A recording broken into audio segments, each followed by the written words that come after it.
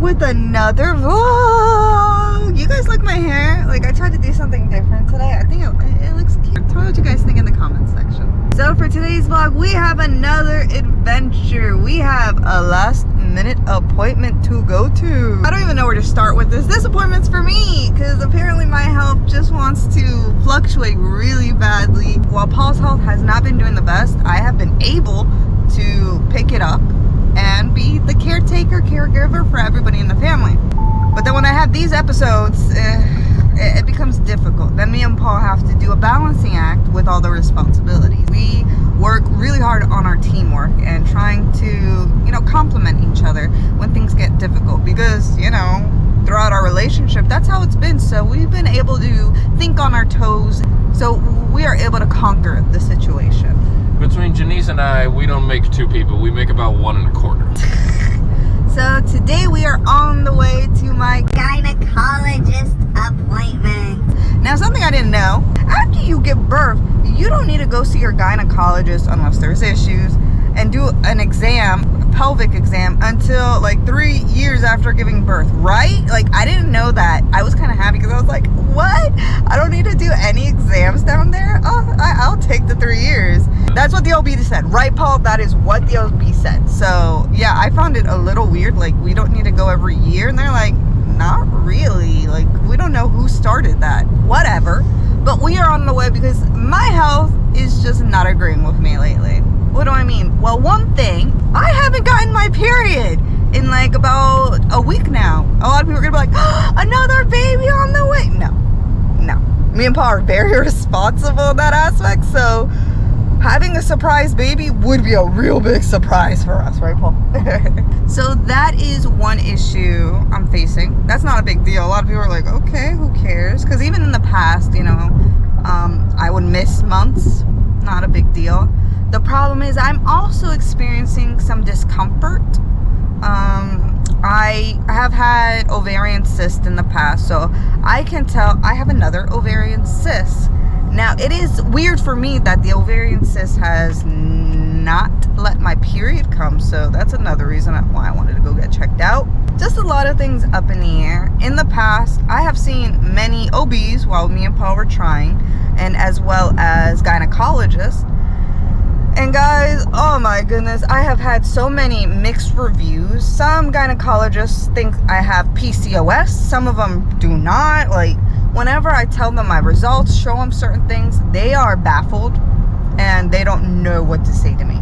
I have had like maybe 3 or 4 doctors tell me, oh, you have PCOS. But then after like 5 minutes, wait, you don't have PCOS. Huh? Yeah, I mean, it's insane. I actually had one OBGYN, the worst OB I've ever been to, which there was a vlog. I was furious when I left the appointment. In the beginning of the appointment, she's like, you have PCOS. And then towards the middle of the appointment, she's like, whoa, this doesn't make sense. This doesn't line up with PCOS. And then towards the appointment, she started making accusations saying how I faked my test results. I don't know how that's possible. And pretty much I needed a psych evaluate. I don't know what happened. That appointment was like a 360. It was horrible. Nothing made sense, and everything was my fault, which I didn't appreciate. So now we're gonna go to see my gyno, see what's going on. And as well as I do have something on my breast. Since, you know, after 3 months of breastfeeding Sushi, I started getting like this weird reoccurring scab. It looks like a scab, but it doesn't heal. So I need to also get that checked out. I mean, I'm not excited to go to the gyno because I don't want to do an exam. If any of you male viewers out there, what do you mean by exam? They go down there with some tools to open you up. Look. Grape. Ah! Yes, that's exactly what you guys think. We're gonna go and do that, guys. So let us take you guys along for the ride, shall we? I'm here in the back. Look at it. I look like I have a kimono on or something like that. Yes, I have nothing under. Don't judge me. So I'm here about to do an exam. I didn't really want to do this, but Paul's like, you're doing it. So I gotta get checked out, and let's see. I'm nervous. I hate this. And then they have these things like moral support. I'm here for you. Screw that. I hate having to put my legs up on there. It just feels weird. It feels like I'm in a medieval contraction. Look at all the fun stuff here. At least they have nice music playing. Like they had the Beatles going. Alrighty, guys. So I am done with the appointment. I gotta wrap up this vlog very quickly because I have very little battery and very little memory. So the appointment went okay. A little riled up, a little shaken, not stirred. So I went in, I told them about my issues. They said, well, when it comes down to your period, I didn't even tell Paul this, they were like, you're still breastfeeding, so with the hormones and everything, Can be off. oh, it's gonna be very irregular apparently. So that's I read that when it starts coming back, it's irregular. it's very irregular. It's very not common for your period while you're still breastfeeding to be consistent, so, or regular, the right terminology here. So she's just like, it's fine. And then I told her about, you know, feeling as if I had a cyst. So she definitely said, we're gonna do an ultrasound. Definitely check it out. Another thing is that I told her that I did feel constantly, I was cramping. And she's just like, that happens once again. You're still breastfeeding. So your body is kind of confused. You know what I mean? It's trying to get back to its norm before baby. Let's see. Now, the thing that I did talk about before was there is something on my breast, and I did let them know, like, hey, can you check it out? Because honestly, sometimes, you know, you're not as knowledgeable, I guess, per se. So certain times I'm like, oh, if this is like on my skin but in the breast area, is this a dermatology issue? Is this a gynecology issue? But it was a gynecology issue, so that was good. And if not, me and Paul have a dermatologist appointment on Monday. So now I did show the doctor and she looked puzzled. She's like, I don't know what that is. So she's just like, can I get the senior doctor of our practice to come and check it out? She's like, I don't know what to do here. So I was like, of course, sure. She came in, checked, and even the doctor was like, I don't know what that is. So the next steps are to take a Breast biopsy. So honestly, I didn't ask as many questions as I should have. I was just kind of stunned by the next steps that we're gonna take.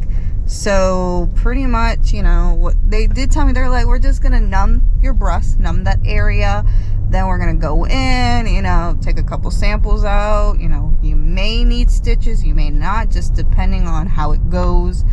So I'm just like, I'm a little nervous because one, I've never had anything done. It's a little nerve-wracking, we'll see. But of course, like always, guys, I am going to take you along for the ride. If anybody has gone through this, definitely let me know. How did your biopsy go? Like, I've just never had anything done to my breast, like nothing, no cutting, no nothing of that sort. So it's a little uneasy and nerve-wracking for me, and it's not an uncommon feeling to go through, because yeah, our breasts are what make us a woman. No, I'm kidding, guys.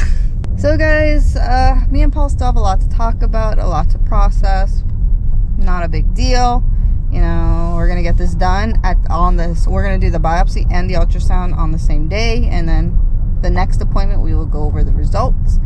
But another thing that I did find concerning, which sometimes doctors don't communicate the best. Apparently my last pap smear, which I did at the OBGYN, came back abnormal, and not once I was told of this. So they definitely were like, we need to redo another one. Like, and they were like, you did this in like 2020. We don't understand why nothing was done, nothing was checked into at all. And I was like, well, what a surprise. So we're gonna go and get this all done, guys. Because typically, when you do a pap smear and stuff like that, they say, if we don't call you, everything's normal, nothing to worry about. If we call you, say, hey, we need to discuss it with you, it's because something came back abnormal. So we never got a phone call, so we're here thinking everything is normal. okay. Yeah. So I don't know what happened. So lack of communication was coming from somewhere.